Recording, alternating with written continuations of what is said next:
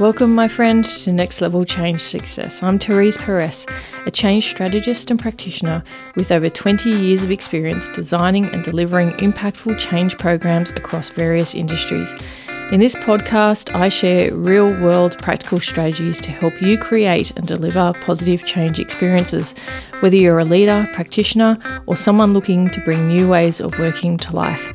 In today's fast-paced world, change is constant. Here we focus on how you can put people at the centre of your change strategy, because people with a sense of purpose are the most important link in driving performance. So if you're ready to create meaningful change and achieve all the success that comes with it, keep listening. Together, let's change the conversation and take it to the next level. Hello. Welcome to another episode of Next Level Change Success. My name is Therese, and I'm the founder of myvirtualchangemanager.com. I'd like to acknowledge that I am recording on Tharawal country and pay my respects to the traditional owners and custodians on the land on which I am recording, and to elders both past, present and emerging. So today we're talking about the role of leaders in change, and currently there's a little bit of a shallow conversation talking about leadership, change involvement, leaders' requirement, how do they lead and manage change. And I want to talk about leaders in a different aspect, in a more holistic view, around the roles that they play in change, not being one-dimensional insofar as how do they lead change with their teams. But leaders are in this unique position, and having been in leadership positions in many organisations, you are receiving change from your peers. You're being engaged on the change. You are needing to align your change strategy and priorities to organisational priorities, potentially needing to align to new priorities and collaborate with other leaders and support other leaders in their priorities as a leader. And you're also there to manage change with your team, lead your team through change. So it is multifaceted, and similar to when I talk about the change diamond of success and about the fact that it has different aspects, I talk about the ecosystem being like this holistic view. I wanted to shift the conversation and take it to the next level regarding change leadership and understanding that leaders do play a multifaceted role when it comes to change, and explicitly call that out. Also, if you're a leader yourself, you'll be experiencing this, but you may not necessarily be able to name it. And you'll be feeling pressure around it, especially if your organisation or your team, your peer group are going through their planning phase. Every year, everyone goes through their planning phase regarding budget considerations, or whether it be a new strategy is forming up and there's a new direction, whether that be that there's needing to be structure changes as a result of economic pressures I've talked about this year and last year, and you needing to consider those for your own team, and then consider how you're managing change with your team through that and aligning to the broader organisational or company purposes and priorities. And this is just a day-to-day requirement of leaders. Every day you're going into meetings, you're hearing about different pieces of work which are forming up. You might be joining the dots for yourself if you've developed your change intelligence in this way around the connecting pieces of work that others talk about, and assessing their impact to your team, in assessing the role that your team might need to have to play. How do you create capacity within your team for participation if that is an organisational priority? Or are you highlighting to your other leader in your organisation who's requiring your support that at the moment you have a number of things on, and there might be delays as a result of your priorities to be able to engage and support other priorities. So it's a constant game of chess, I guess, and it's a constant weaving in each conversation regarding different activities, linking that to change and change impact, and how is that going to work, and alignment from a peer group perspective. And so every day as a leader, you're navigating these roles in different ways for different projects, programs, different conversations, to be able to lead your team effectively. And that's part of developing your own change intelligence. And so let's deep dive into the three areas, and hopefully can provide you some quick tips if you're in these situations that can help with how you're doing that endless juggle and weaving in the change conversation into meeting forums at all times. And that's one of the key things I would recommend, is that, first of all, being aware of your own change intelligence, where your strengths are, the areas that you may need to develop, and really focus on those this year, because change is absolutely going to ramp up with AI and the introduction of AI. So you're either going to, as a high performer, get ahead of that, or as someone who may struggle a little bit in the leadership space, you might find that you get a little bit left behind in this space if you're not consciously developing it. And if I think about what's the advantage for you to consciously develop your change intelligence, it's that you can get better buy-in. The journey can be so much more exciting with your team and enjoyable with your team as you go through this process of developing your change intelligence, and you can get better performance from your team, working with them, supporting them, empowering them. So let's talk about these 3 roles and certain things that you can do.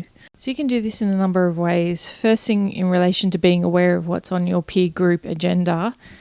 If you haven't already got a plan that your team has put together collaboratively, a leadership team, if you're part of that leadership team, then I would suggest that you put together your plan of what your team is focusing on, share that. And inevitably the question will be, well, I think that's a great idea, so let's try and get what everyone's focusing on so that we can come back together and have the conversation about capacity to deliver to this. So that's one way in which you can initiate the alignment conversation with your peer group and have a robust conversation. Now, if you have an enterprise change roadmap, or if you have a enterprise change project program plan, stepping through, booking in a meeting with your peer group to step through that, just as part of a collective risk management exercise, and that then yields the conversation about capacity, support, requirements, what does that look like, and having that unpacking session. Doesn't matter what time of the year you're in, you're able to do that at any point in time throughout the year. Once you've done it once, you will get better at it, because it does take a bit of a skill to have someone who can actually have those conversations in a robust way.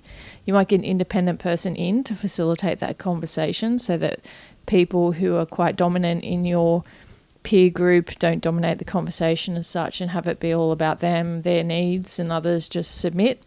So important to create the right positive dynamic for collective discussion and debate, and you can have someone external facilitate that for sure.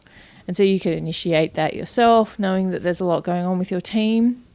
The other thing is to talk with your team about their concerns around if there's requirements or asks that they've had, reach outs that they've had from other areas. You may or may not be surprised at the fact that oftentimes there are the pieces of work that your team members might be working on that you might have no idea about. And it's sometimes out of goodwill. It's often out of good intention. But if you're in a very relationship-oriented business, oftentimes people will be doing things for other people as a result of legacy, goodwill, where they've taken on tasks and then they've never stopped them. And then over time, it just becomes part of their role. So ensure that you're having that conversation with your team so that, once again, you can elicit what work everyone is undertaking for that capacity conversation.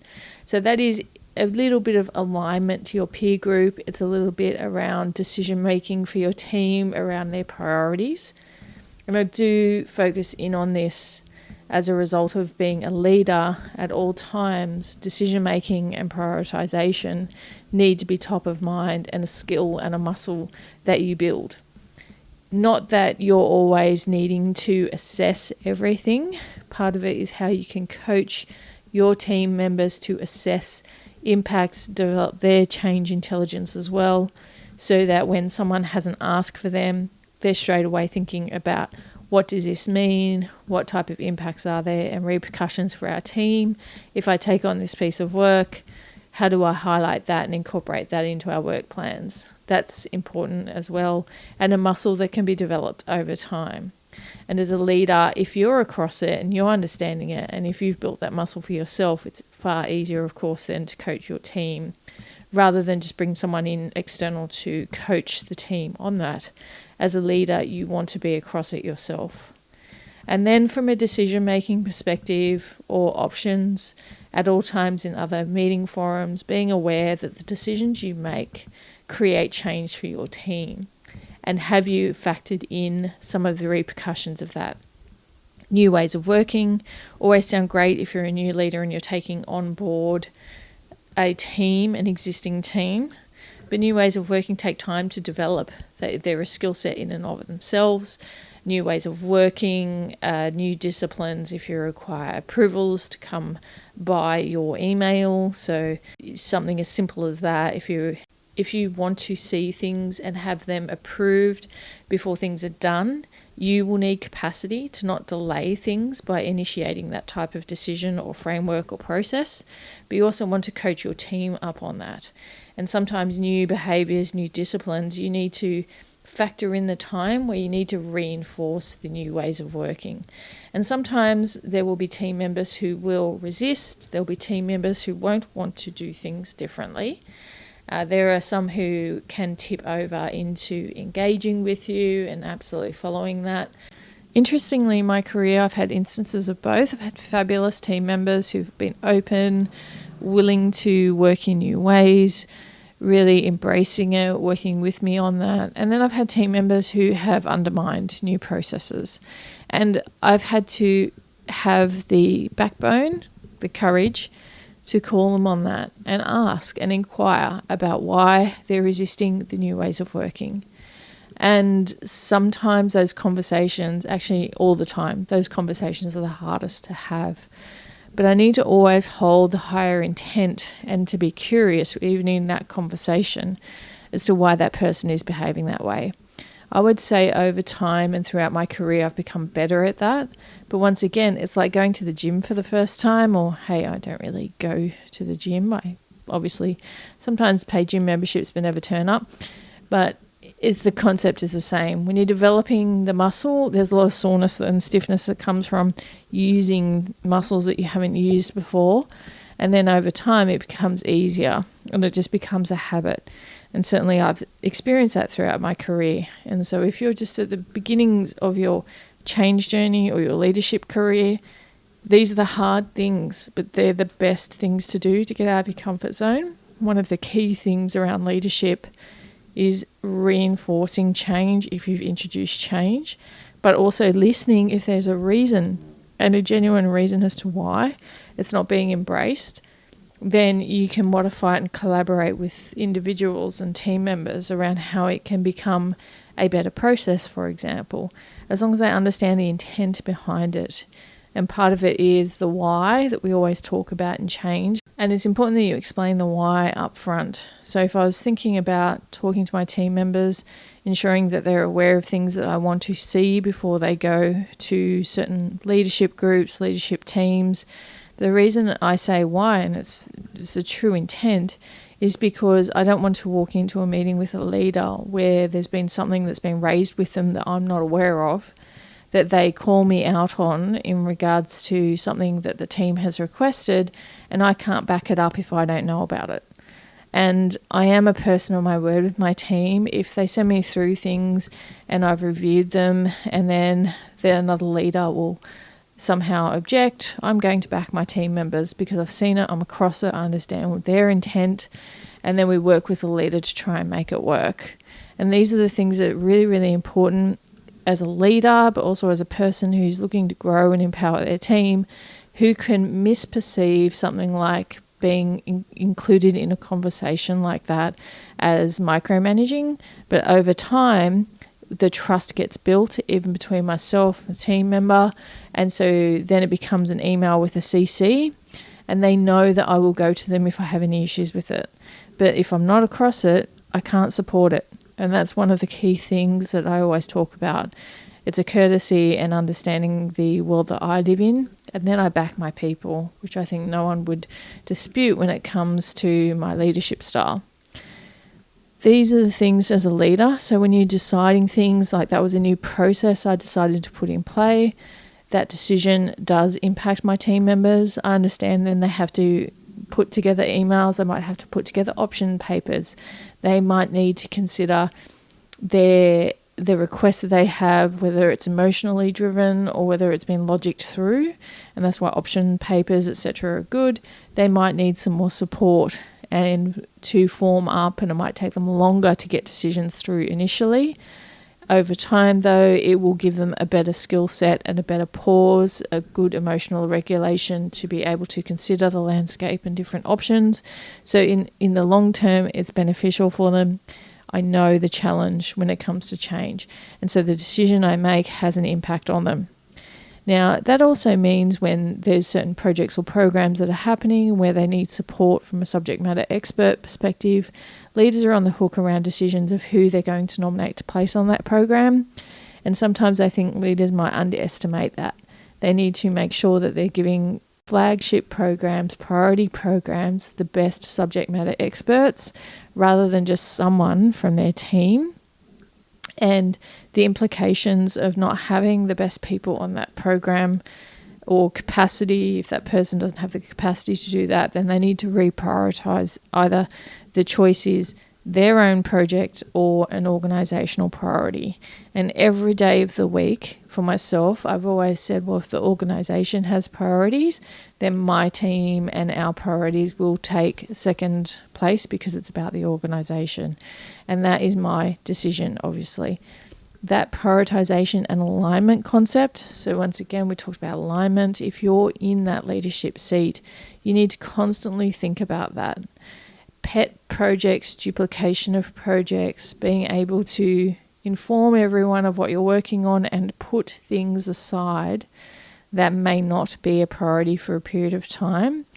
That is just simply life. Like, that is the constant game when it comes to work to be done, when it comes to priorities and impact on your team. So alignment at that peer level, but also that organizational level around priorities is really, really important. And I do encourage you to look through the lens of the organization versus yourself or your own team. And if you've been in organizations for a long time, which can happen a lot in leadership levels, there can be little pet projects that leaders just simply don't want to let go of. The problem with that, though, and the implication for other teams is that they can't get traction with their priorities because there's this concept of not enough capacity, or there could be duplication happening in work. This can happen when a leader as well is, I'm going to call it ego-based, arrogant, around them knowing best. And I've seen this type of behavior before. I've seen and heard the narrative that goes with it around the I know best concept, or I've been around here a long time concept, so therefore I know best. I think there's always this level of humility. I think there's also a degree of truth and frustration that belies that type of mindset, because these individuals, and they are individualistic in their approach, and the reason being, and they're allowed to get away with it, is because they have a lot of IP that they are privy to. They're typically not people who share broadly. They build in a team. They trust their core team, but tend to keep quite siloed in the way that they work. And that can be very frustrating for areas that are trying to work across the enterprise and collaborate.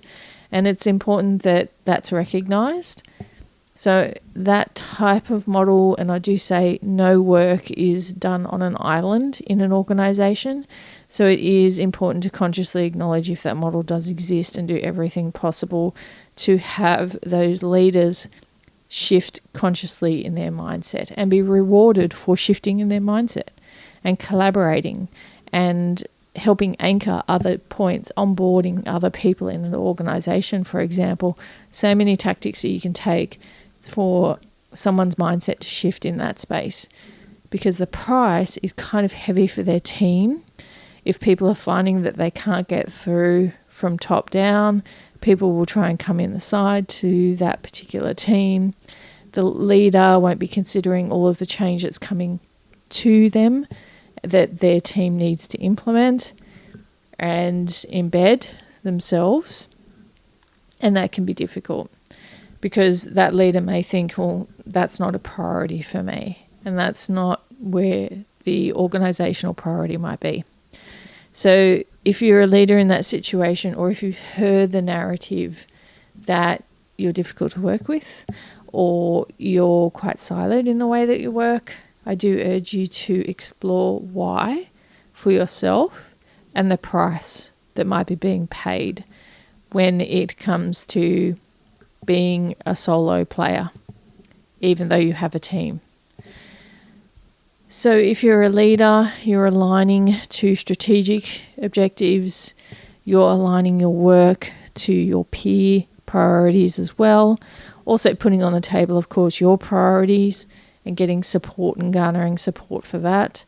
You're also making decisions which can impact your team if it's around ways of working or various meeting rhythms. Operational rhythms are really key as well. If you're deciding to change how that works, that can be positive for your team, but it's a change in and of itself. And then you have the pieces of work that you're going to be managing or leading the change with your team. So getting across the enterprise-wide changes that might be coming from various support areas like people, wellbeing and culture, any sort of HR rhythms, that type of thing that you're going to be working with your team on around performance, reviews, feedback, training that might be coming through, skills training that might be coming through or available to your team members. And depending upon your function, there might be a whole bunch of change in so far as IT systems. These things constantly change in an ecosystem. So being across what technology change is going to be undertaken, and so therefore when will it impact your team and how can you work with your team on that. Leading and managing change with your team. Think about the 5 questions I always talk about for change: who, what, where, when, and why. And know that why is the most important.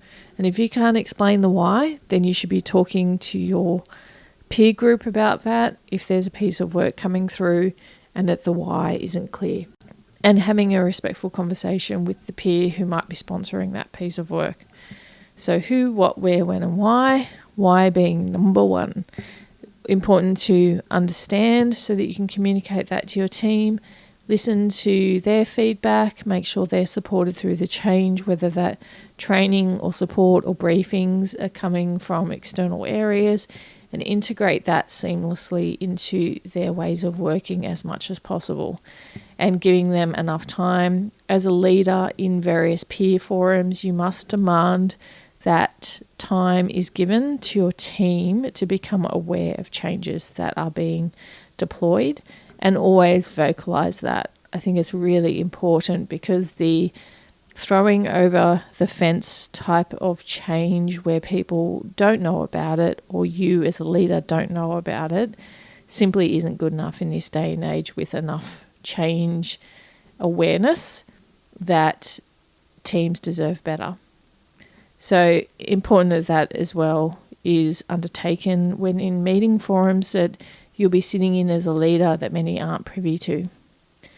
So I hope that gives you a few instances, things that you can do, questions you can ask, considerations that you can have with your team, with your peer group, definitely within your organisation and within every meeting that you're having with others, and developing your change intelligence as a leader, if you are a leader from an organisational hierarchy perspective, or even if you're a change practitioner who's looking to upskill to be able to hold your sessions and your space, being able to hold the space for leaders in change, it is worth developing your change intelligence so you can have confidence in those conversations.